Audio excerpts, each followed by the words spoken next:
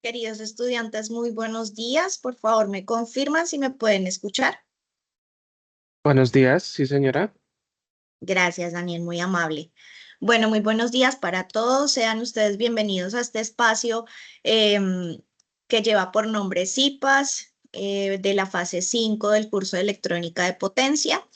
El objetivo de este encuentro del día de hoy es que podamos analizar a profundidad el contenido que se debe involucrar en la fase 5 del curso asociada al working paper que se ha solicitado en la guía. Entonces, me voy a permitir por aquí compartir pantalla.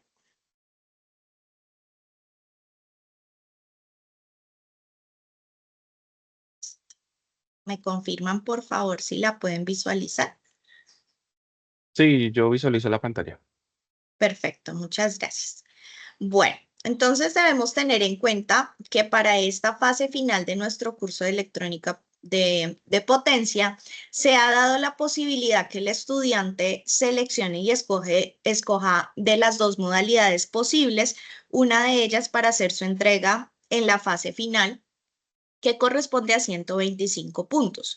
¿Cuáles son las opciones disponibles para el desarrollo de esta fase del curso? Bueno, la primera de ellas es la implementación en tiempo real del circuito que se vino trabajando durante las fases anteriores para el tema de variador de frecuencia y presentar por medio de la sustentación de un video el funcionamiento del circuito y en este caso particular, el director de curso ha dado la posibilidad de que se puede presentar máximo de 2 estudiantes. Esa es la primera posibilidad.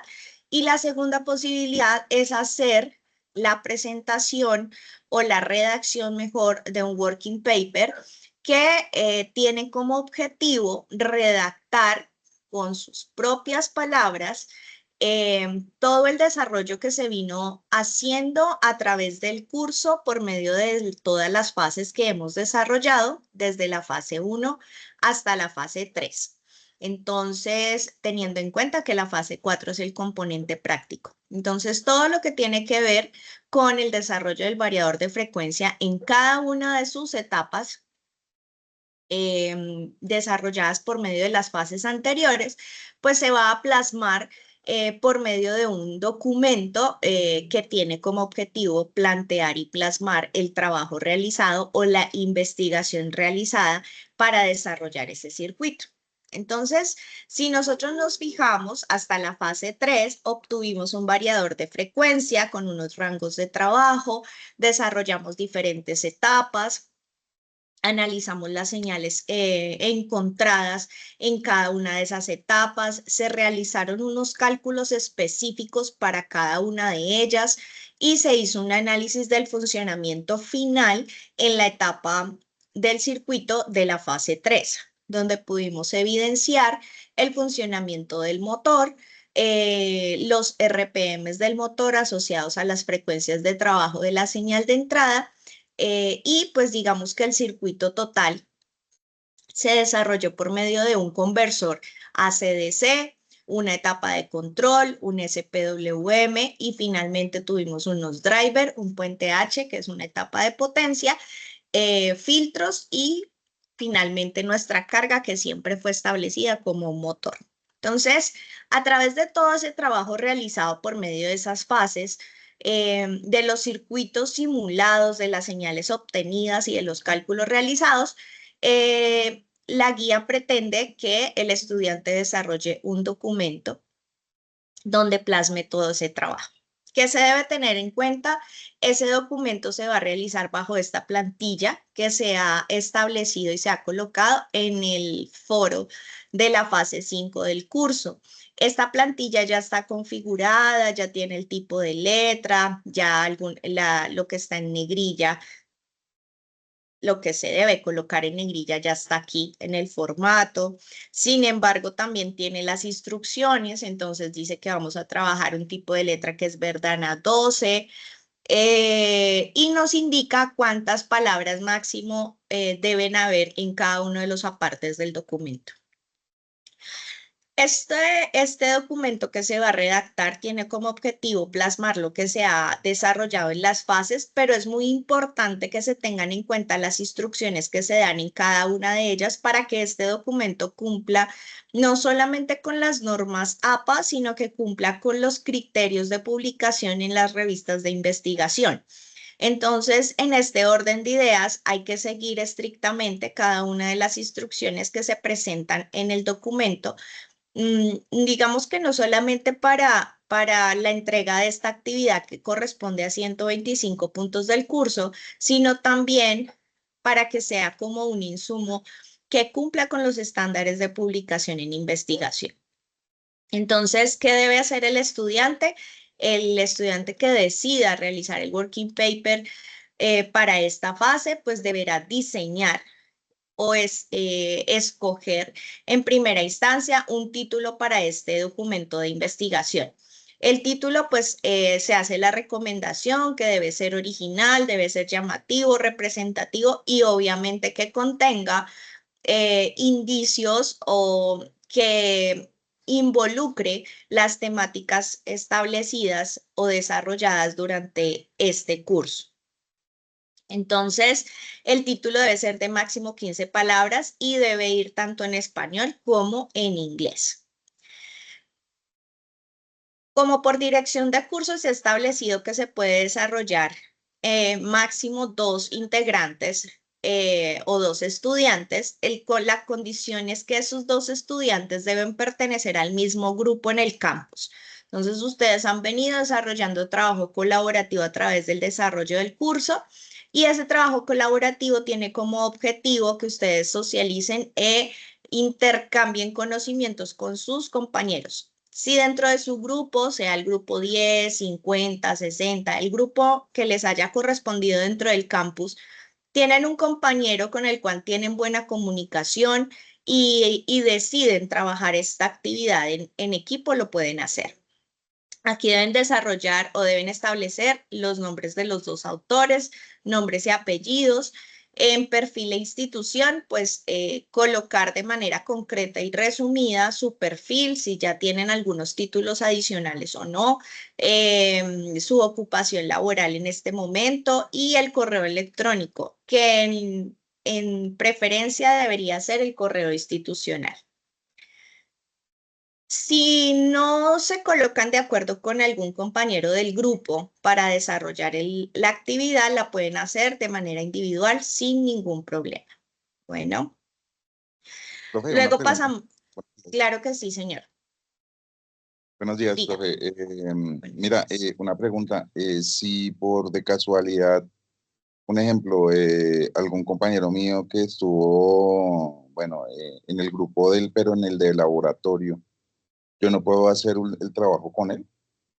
No, pues según instrucciones de dirección de curso, es válido que se unan 2 personas para presentar el trabajo siempre y cuando pertenezcan al mismo grupo, pero en el campus. Ah, ok. O sea, Claro. imposible con otro compañero. Exacto, porque pues tú lo encontraste en el componente práctico, pero muy probablemente él va a pertenecer a otro número de grupo en campus, ¿verdad? Sí. Entonces, por temas de entrega, como se plantea una sola entrega por grupo, pues entonces en ese orden de ideas no se puede. Según la dirección de curso, se permite dentro del mismo grupo de campus. Ok, profe, muchas gracias. Bueno, con mucho gusto. Entonces, luego de eso pasamos al resumen. El resumen de este documento debe tener un mínimo de 100 palabras, máximo de 250 palabras, y el resumen debe contener las instrucciones básicas que den al lector o que orienten al lector de tal manera que él entienda, leyendo el resumen, de qué se trata la investigación que está plasmada en ese documento. Entonces, el resumen es una descripción textual, clara, concreta, no se extiende, máximo 250 palabras, y tiene como objetivo darle una orientación al lector del contenido que encontrará en el desarrollo de la investigación. Bien, entonces ahí es importante, si van a desarrollarlo de esa manera, pues deben explicar al lector, ¿sí? Deben ir dirigidos a quien lee el documento, de qué se trata su trabajo, de qué se trató el variador de frecuencia, de qué etapas se desarrollaron, de qué variables importantes se trabajaron en estas etapas, es decir, contarle la historia como en 250 palabras máximo de todo lo que se va a desarrollar en el documento y de lo que se desarrolló en el trabajo del curso. Luego de eso vamos con palabras claves. Deben tener en cuenta que resumen y palabras clave tienen la misma presentación en el documento con el abstract y los keywords. Entonces, resumen en español, abstract en inglés, palabras claves en español, keywords en inglés. Es decir, que si yo ya redacto el resumen y las palabras claves, pues lo que debo hacer es traducir al idioma de inglés para obtener abstract y tener keywords. ¿Listo? Si hacen uso de herramientas digitales para traducir el texto, por favor tengan precaución de qué herramienta utilizan para hacer la traducción y que quede coherente, teniendo en cuenta que son temas técnicos, ¿no? Y en algunas ocasiones los traductores con los conceptos técnicos no son muy eficientes, entonces tener en cuenta esa precaución. Entonces, luego de que ustedes le explican al lector en máximo 250 palabras de qué se trata su investigación, van a escoger entre 5 y 6 palabras claves que identifican la investigación o el documento que ustedes van a redactar. Por ejemplo, hay un tema muy, digamos, hay variables o conceptos trabajados durante el desarrollo del curso, como frecuencias, amplitudes, RPMs. Bueno, es decir, esas palabras claves permiten que el usuario pueda ubicar el contenido del documento con esas palabras asociadas. Entonces, si estamos hablando de un variador de frecuencia, ¿cierto? Entonces, esa sería una palabra clave. Sin embargo, no la dejaríamos separada, o sea, variador como una palabra y frecuencia como otra, sino variador de frecuencia para que no nos presente ambigüedad. Y esa sería la primera palabra. Otra palabra, pues dependiendo de todos los conceptos que ustedes hayan entendido y aprendido en el desarrollo del curso, pues también las van a asociar. ¿Cuál es la recomendación? No dejar palabras libres que puedan generar ambigüedad en el momento de buscar el documento, ¿sí? Cuando nosotros buscamos investigaciones en los repositorios, nosotros lo podemos hacer por palabras claves. Cuando nosotros entramos al repositorio de la universidad y queremos, por ejemplo, consultar sobre electricidad, pues una palabra clave sería electricidad y él nos va a buscar gran contenido de información respecto a electricidad. Pero si, por ejemplo, yo quiero hablar sobre un tipo de energía particular, pues entonces esa palabra clave debería estar involucrada en el documento para que se pueda filtrar de mejor manera. Luego de tener ya el resumen y el abstract listo, recuerden que si hacen ajustes o hay retroalimentaciones por parte del tutor en alguno de los componentes del documento, pues se deben hacer los ajustes correspondientes que afecten los demás. Por ejemplo, si hacen ajustes en resumen, si el tutor le hace alguna retroalimentación respecto al resumen, pues por ende, cualquier modificación en el resumen traerá una modificación en el abstract. Lo mismo con las palabras claves. Pasamos entonces a la introducción. Este espacio debe ser lo más representativo del documento. Cuando yo leo la introducción a una investigación, lo que quiero encontrar es la primicia y los aspectos técnicos relevantes de la investigación, es decir, darle un abrebocas al lector de lo que va a encontrar en el desarrollo del mismo. Entonces ahí es importante y relevante hablar de las etapas del sistema, de qué tipo de señales, es decir, hablarle al lector qué hizo usted a través del desarrollo de todas esas etapas para lograr un variador de frecuencia de corriente alterna. Ese texto debe ser entre 250 a 350 palabras. Importante, muchachos, tener en cuenta la coherencia, la cohesión entre los párrafos.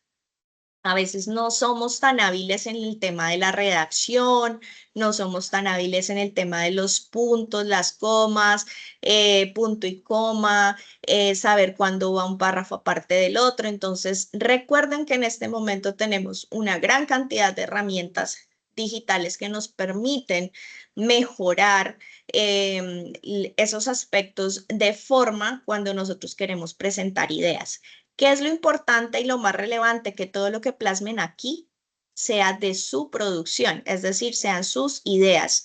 Obviamente, como el marco teórico que vamos a ver ahorita, el marco teórico tiene referencias de otras partes, es decir, aquí vamos a involucrar teorías asociadas a nuestra investigación y por ende esas teorías deben estar completamente citadas y referenciadas en el documento.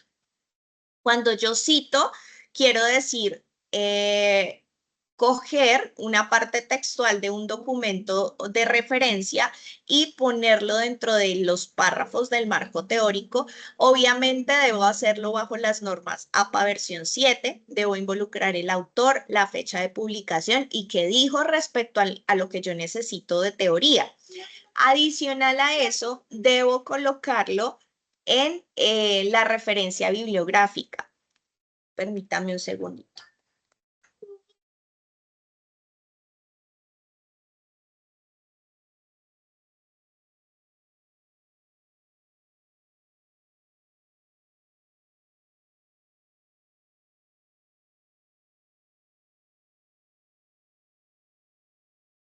Entonces, ¿qué sucede? Si nosotros asociamos conceptos teóricos de otro documento dentro de nuestro documento y no los citamos o no los referenciamos correctamente, el, el detector de Turnitin que tenemos nosotros en nuestra plataforma de la universidad lo va a detectar como plagio. Es decir, no es que, digamos, podríamos decir, no, es que tutora, yo tomé la información y en el texto tal, en la página tal, dice que la frecuencia es la expresión de ta, ta, ta, ta, ta. Entonces yo cogí y lo pegué en el documento en la parte de marco teórico. Perfecto, de eso se trata, pero hay que citarlo correctamente. Entonces tengo que decir el autor, tengo que decir en qué año dijo eso y debo colocar la frase que yo voy a sacar del texto. Luego de eso, la referencia bibliográfica de ese mismo documento la debo poner al final de la investigación mía con el autor, el enlace, el año, ¿sí? La estructura de la referencia bibliográfica según las normas APA versión 7. ¿Para qué? Para que cuando el documento mío pase por Turnitin no me detecte plagio y esté bien citado y bien referenciado. Entonces, recuerden que el tema no es no sacar información en el marco teórico de otras referencias, sino saberlas referenciar dentro del documento. Este marco teórico debe tener entre 350 y 500 palabras. ¿Listo? Recuerden que nosotros dentro de nuestro curso tenemos referentes bibliográficos para cada una de las unidades del curso. Entonces, esos mismos referentes los pueden utilizar ustedes para sacar la sustentación de su marco teórico, siempre y cuando, vuelvo y digo, se queden bien citadas y bien referenciadas, es decir, que pongan correctamente la referencia bibliográfica al final de este documento. Hasta ahí, estudiantes, ¿hay alguna pregunta? ¿O está claro? Pues con respecto a la construcción del documento, no tengo dudas. Vale, perfecto. Gracias. Entonces, señor. No, está claro. Vale, Pedro, gracias. Entonces pasamos a la metodología. Todo proceso de investigación, y más cuando estamos hablando de la parte técnica, cuando nosotros trabajamos en el área de electrónica, telecomunicaciones y ejecutamos diferentes tipos de proyectos, siempre utilizamos una metodología que casi siempre se ajusta a un diagrama de bloques o a un diagrama de flujo. En este caso, por dirección de curso se ha establecido que se haga un diagrama de flujo donde se establezca el paso a paso de la ejecución del variador de frecuencia. Entonces, dentro de la metodología busca explicar cuál fue el protocolo que se utilizó para la elaboración del proyecto. Entonces, en este caso, ustedes tienen unas etapas ya definidas que se desarrollaron entre la fase 1 y la fase 3. Entonces, ¿qué pasa? Ustedes ya tienen qué hicieron en cada una de esas fases. Lo que deben hacer es plasmar en un diagrama de flujo lo que se desarrolló fase a fase para obtener el variador de frecuencia. Esta etapa debe tener un texto entre mínimo 100 y máximo 200 palabras que explique de manera textual el diagrama de flujo. ¿Qué quiere decir eso? El diagrama de flujo debe ser concreto, de tener palabras claves, frases claves, y adicional al diagrama de flujo debe estar la explicación de ese diagrama con sus propias palabras. Es importante que se hace la aclaración que existen diferentes herramientas digitales para hacer diagramas de flujo en línea, ¿cierto?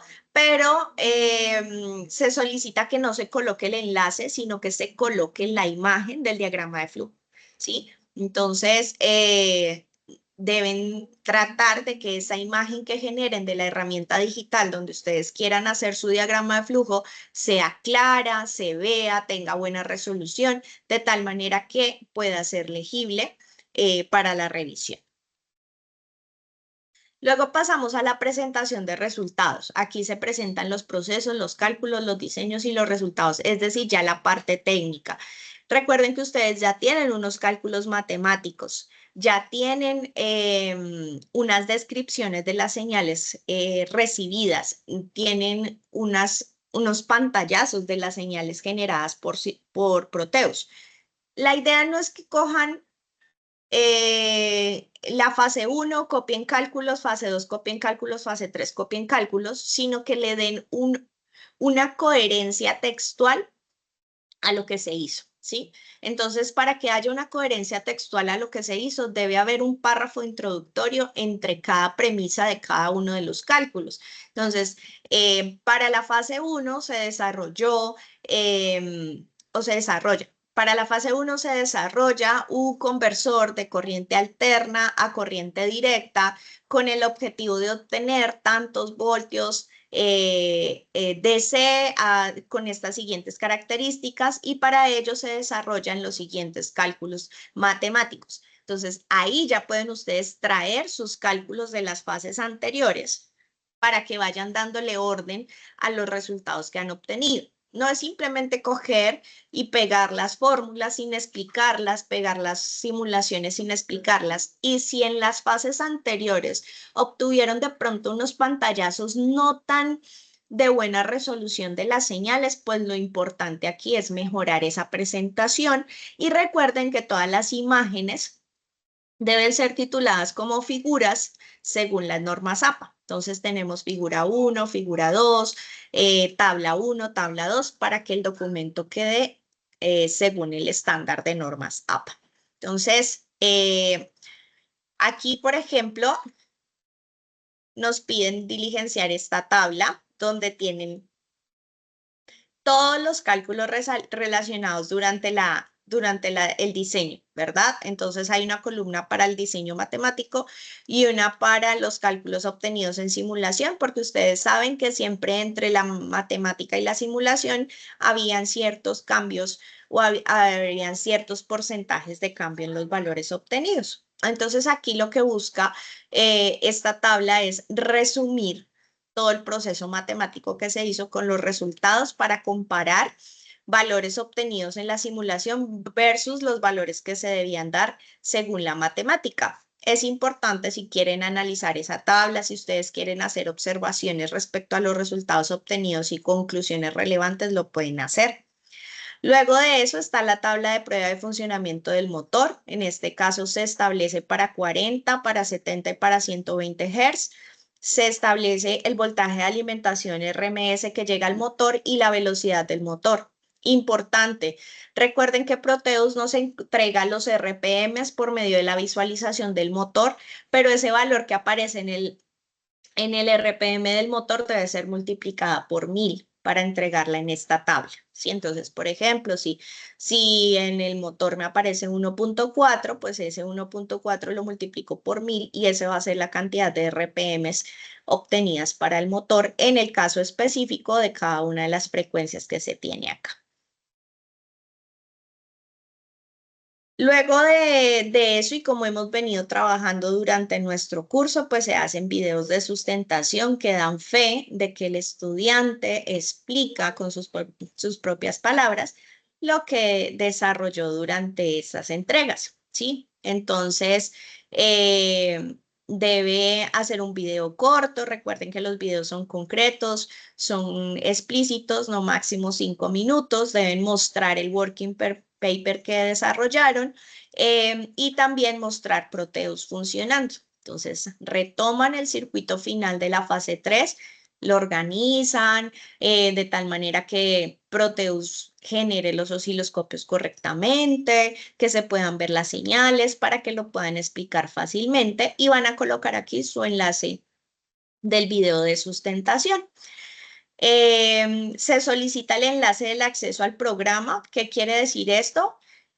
Nosotros tenemos un archivo de Proteus, cada uno de ustedes como desarrolladores de la simulación, ese archivo debe ser cargado en la nube, en una carpeta compartida de acceso público, y ustedes deben colocar aquí el enlace de esa carpeta compartida para que uno pueda acceder y visualizar la simulación en tiempo real. ¿Listo?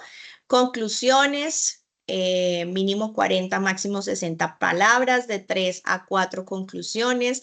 ¿Qué quiere decir las conclusiones? Simplemente son los aspectos finales de todo el trabajo que se desarrolló. Ustedes que han desarrollado cada una de las fases del trabajo se han dado cuenta de los ajustes, de las modificaciones, de los aspectos a tener en cuenta en Proteus para que funcione correctamente el circuito, del mejoramiento de las señales, de la adaptación de los filtros. Todos esos aspectos que han tenido ustedes que involucrar dentro del desarrollo de sus fases, pues son válidas para las conclusiones de la investigación. Y por último, la bibliografía o las referencias bibliográficas que también aplican, que se deben colocar en normas APA. Recomendación, queridos estudiantes, cuando se van a referenciar en normas APA y yo he encontrado el recurso en alguna página web, no es solamente colocar el enlace de esa página web. Recuerden que normas APA tiene establecido un criterio para describir sean libros, revistas, artículos, videos, siempre tienen una estructura definida que sí va acompañada del enlace, pero no es solamente colocarlo, sino también decir el autor, el año, de qué repositorio y ahí sí enlazar, por ejemplo, el enlace del video o el enlace del archivo que han tomado para las referencias. Y no olviden que lo pueden también retomar de las mismas referencias bibliográficas que se encuentran en nuestro curso. Permítanme, yo les muestro acá, que estas ya se encuentran enlazadas en el curso y cumplen con la estructura de normas APA. Entonces también las pueden retomar. Recuerden que aquí en el enlace de aprendizaje van a encontrar las 3 unidades y cuando ingresas a las 3 unidades van a encontrar todas las referencias bibliográficas asociadas a las temáticas de cada una de las unidades. Entonces, de aquí pueden retomar sus referencias bibliográficas y tener en cuenta que, como se fijan acá, no es solamente el enlace de donde encuentro el archivo, sino también la relación del autor, el año, el nombre del libro o el nombre del archivo de la publicación, las páginas y demás. Entonces, cada una de esas referencias tiene una estructura que se debe cumplir para que no nos incurra en el tema de plagio. Esa es la estructura que se debe presentar para el working paper y como les indiqué al principio de esta sesión, el objetivo de este CIPAS es aclararles o detallarles a cada uno de ustedes los componentes y aspectos importantes que deben tener en cuenta para la redacción del working. No sé si tengan alguna pregunta adicional, muchachos. Yo sí, profe. Es con respecto pues al diseño del circuito, es que me ha generado como problemas. Ok. Va a haber un CIPAS esta semana explícitamente para fase 3 para reforzar fase 3, pero pues dime cuál es tu falla o cuál es la debilidad del circuito, a ver si la podemos corregir de una vez. ¿Puedo compartir pantalla? Sí, señor, permítame un momentito.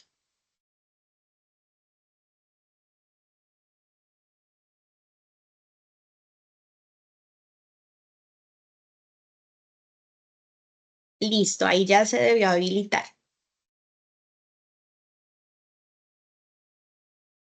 Ya voy a compartir, ok, listo. Entonces, pues acá tengo la construcción, tengo el Mm, conversor AC/DC, el diseño que hicimos en la fase número 2 y acá pues la construcción de la fase número 3 del variador de frecuencia. Entonces, ¿qué es lo que sucede? Le voy a dar a simular pues al programa, todo bien, empieza a girar, pero ya después como de un tiempo no sé lo que sucede y pues me sale como un error en la simulación. Se colapsa, ¿sí? Ujú, sí, se colapsa y espera a ver si me Bueno, aparece.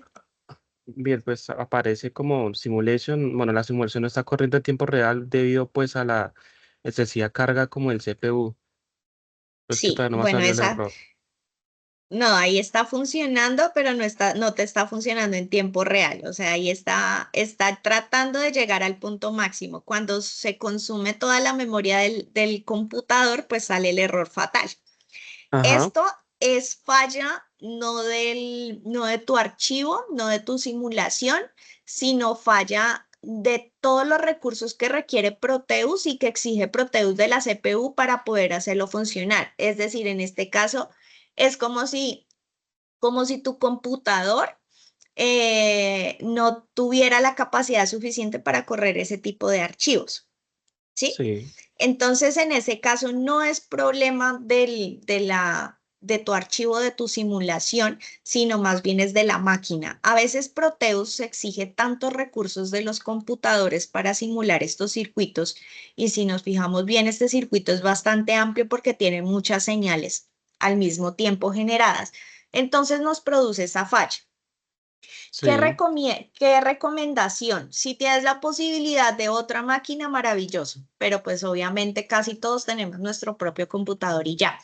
Entonces, ¿qué se recomienda? Quitar todos los osciloscopios que hayan, o sea, que generen consumo de CPU en el momento de la simulación, todas las Ajá, mediciones que tú hagas y solo las mires por etapas, ¿sí? Entonces, por ejemplo, si solo quieres ver los RPM, por ejemplo, para ese caso, entonces yo tratando de ayudarle al computador, lo que haría es quitar el osciloscopio, quitar todas las mediciones de señal, de tal manera que él me logre generar el movimiento del motor, obtener el valor real antes de que caiga en error fatal, sí. ¿sí? Otra, tratar en el momento de estar simulando Proteus, disminuirle todos los recursos de uso al computador, conexiones de internet, archivos o software abiertos, navegadores abiertos, es decir, ayudarle al computador a liberar RAM en ese momento para que pueda simular correctamente. Ok, Esas serían como todas las recomendaciones, pero no es problema de tu circuito. Incluso ¿no? ahorita pues lo visualicé y el circuito está correcto. El tema es de máquina y Proteus a veces tiene esa gran debilidad, es que al tener tantas opciones de simular en tiempo real, consume demasiada máquina. Ah, ok. Entonces, sí, entonces esa es la situación. Tu circuito está bien, pero entonces trata de hacer esos cambios para simular como por etapas, a ver si no se te colapsa el archivo. Ok, pero sí, yo pues cuando lo iba armando, pues lo iba simulando y todo bien, pero ya lo monté todo, inclusive con todos Ujú. los osciloscopios, y no, inclusive ni siquiera arrancaba, pues solo puse como un osciloscopio, pues ahí arranca y luego sale ese error. Correcto, porque él trata de llegar, como el motor debe llegar al punto máximo de giro, ¿no? A sus máximos RPM según la frecuencia de trabajo, pues lo que hace es que el computador trata de coger todos los recursos de máquina para poder llegar a esa simulación en tiempo real, pero no son suficientes. Entonces, por ejemplo, cuando empezamos a hacer los circuitos por etapa, pues la primera etapa era un circuito sencillo, la segunda etapa también la hicimos aparte, pero ya ahorita estamos haciendo todo un circuito en un solo archivo que consume muchos datos al mismo tiempo. Ajá.